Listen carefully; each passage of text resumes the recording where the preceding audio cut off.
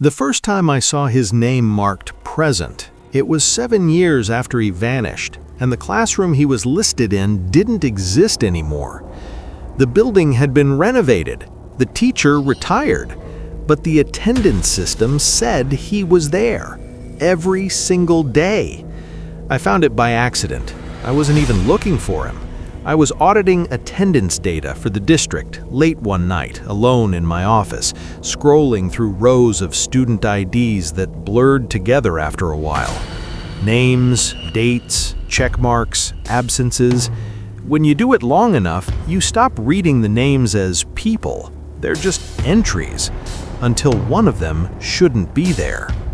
The name was familiar in a way that made my stomach tighten before my brain caught up. Evan Mercer, age 7, grade 2nd, status active, present. I remember whispering out loud, "That's not possible," because Evan Mercer disappeared in 2016, because I was there when it happened. I was one of the first people interviewed. Back then, I was a school resource liaison, assigned to help coordinate between the district and the local police department. Evan went missing on a Tuesday afternoon. No dramatic signs, no screams, no witnesses. One moment he was walking home from Maple Ridge Elementary. The next, he wasn't. His backpack was found 3 blocks away, propped neatly against a chain-link fence like someone had placed it there on purpose. No fingerprints, no damage, no sign of a struggle. Just his name written inside, in blue marker, by his mother. For weeks, the town was nothing but flyers and search parties and quiet dread. Helicopters, dogs, volunteers combing wooded areas until their boots fell apart. And then, nothing. The case went cold the way they always do. Slowly, painfully, with no moment you can point to and say, "That's when we stopped looking." We just ran out of places to search. Evan's file stayed open, unresolved, unexplained. So when I saw his name still moving forward in the system, aging year by year, grade by grade, something in me refused to accept it. I told myself it was a data migration error. Those happen. Old records get duplicated, inactive students don't get properly archived. I'd seen worse. But curiosity is a dangerous thing. I clicked his profile. Attendance, perfect. No absences, no tardies, no early dismissals. Every school day, for 7 years. I checked the enrollment history. He advanced automatically each year. 3rd grade, 4th, middle school, assigned teachers, class sections, locker number, cafeteria ID. Everything populated, as if he were physically there. I leaned back in my chair and stared at the ceiling. I remember thinking, someone just forgot to turn him off. That was the phrase that came to mind. Turn him off. The next morning, I called the current assistant principal at Maple Ridge. I didn't mention Evan at first. I asked casually about historical attendance anomalies. She laughed, said the system was haunted. Her word, not mine. Then I asked her if she recognized the name Evan Mercer. There was a pause, a long one. Yeah, she said slowly. Wasn't he the missing kid?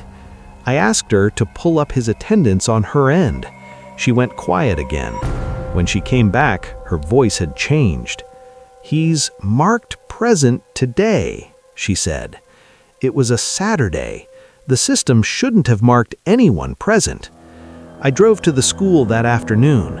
The building looked different than it had back then. New paint, new playground equipment, but the parking lot was empty, locked, quiet. I sat in my car and watched the front doors for a long time. Nothing happened. No movement, no lights, just a school that had outgrown a ghost. On Monday, I went back during class hours. I didn't tell anyone why I was there. I signed in as district staff and walked the halls. Children passed me carrying backpacks too big for their bodies. Teachers stood in doorways calling out reminders. It all felt painfully normal. I stopped outside room 214. According to the system, Evan was assigned there, 6th grade. I stood there longer than I should have. Finally, I stepped inside. The teacher looked up and smiled politely. I introduced myself. She nodded, asked if I was there for an observation. I told her I just needed to verify a roster. She handed me a printed attendance sheet. I scanned down the list. There it was, Evan Mercer, checked present. I felt my pulse in my ears. I asked her as evenly as I could, "Do you have a student named Evan Mercer?" She glanced at the paper, then around the room, then back at me. "That's strange," she said. He's on here." I waited. She frowned. "I don't remember him being absent, but now that you ask," she trailed off. I asked her if she could point him out. She scanned the room again. Rows of kids, every seat filled, except one. Second row, by the window. An empty desk. I didn't say anything. Neither did she. The class kept working. Pencils scratching, pages turning. The empty chair stayed empty. After class, I asked a few students if they knew Evan. Kids are honest in a way adults aren't. Too honest sometimes. One girl nodded immediately. "She sits there," she said, pointing to the empty desk. I asked where he was. She shrugged. "Sometimes he doesn't talk." Another kid chimed in. "He's quiet." A third said, "He's there every day." I asked them what he looked like. They all hesitated. Not confused, just searching. "He has brown hair," one said. "No, it's darker," another corrected. "He wears the same hoodie a lot," someone added. They all agreed on that. Same hoodie, gray, no logos. I left the room feeling cold. That afternoon, I requested security footage. I told myself this would end it, that the cameras would show an empty seat, a system glitch, a shared delusion. The footage arrived the next day. I watched the class from the back corner camera. Kids filing in, sitting down. The empty desk stayed empty. Then, around 8:17 a.m., the image flickered, just for a second. A blur crossed the frame. Not a shape, not really, more like compression artifact. But when it settled, the desk by the window was no longer empty. Something was there. It didn't move, it didn't raise its hand, it didn't turn its head, just a presence that slightly distorted the space around it, like heat over asphalt. I watched the footage again and again. Every day, at roughly the same time, the same thing happened. A flicker, a blur, then occupied. No camera ever clearly showed a face or a body, but teachers never marked the seat absent.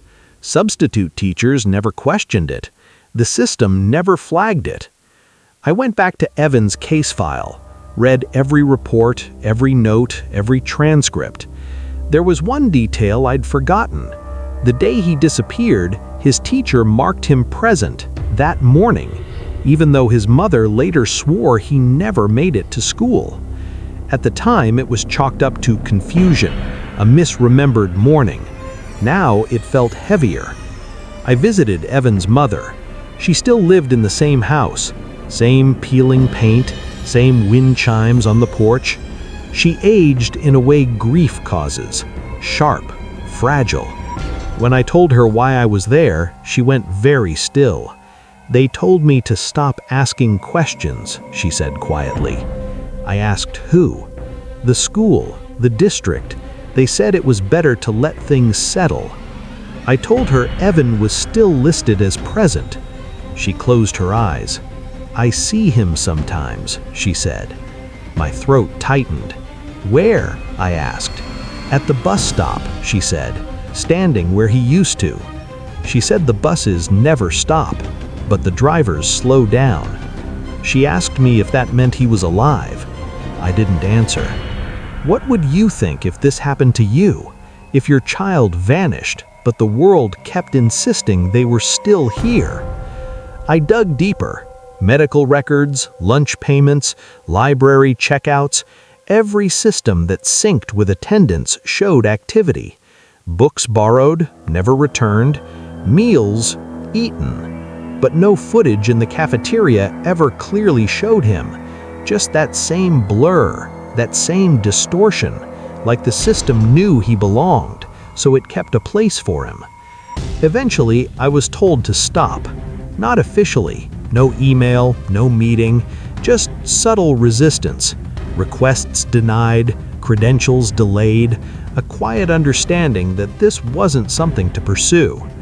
Evan's record is still active. I checked last night. He's in high school now, marked present every day. The desk is always assigned. The seat is never questioned.